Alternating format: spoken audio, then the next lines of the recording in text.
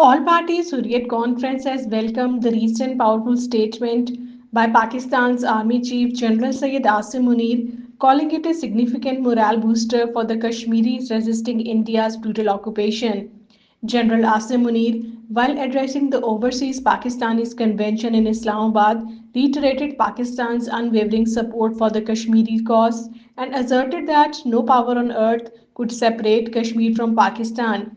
APHC spokesperson Advocate Abdul Rashid Binhas, in a statement issued in Srinagar, said the army chief's remarks reflect the sentiments of the Kashmiris who have endured relentless India's oppression for over 7 decades.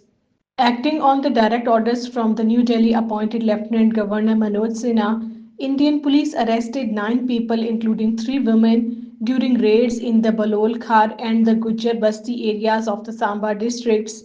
In a parallel move, the police demolished the two-story home of a civilian, Gulzar Ahmad, in the Birju Chak area of the Jammu district. These arrests and the destruction of the civilian property reflect the repressive tactics employed by the Indian authorities to silence dissent in occupied Kashmir.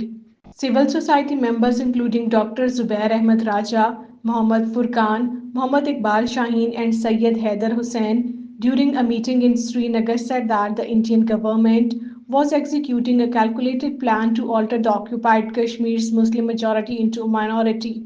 They asserted that the revocation of the Articles 370 and 35A was aimed at facilitating the demographic change, highlighting that since the hundreds of thousands of the non-Kashmiris have been granted domiciles in the occupied territory. Senior leader of the National Conference and the member of the Indian Parliament from Srinagar, Agharullah Mehdi, has strongly criticized the BJP-led government for systematically disempowering the Kashmiris, warning New Delhi is willing to go to any lengths to achieve this aim. In a media interview, he also said that the Modi regime has no intention of restoring the occupied Kashmir statehood anytime soon.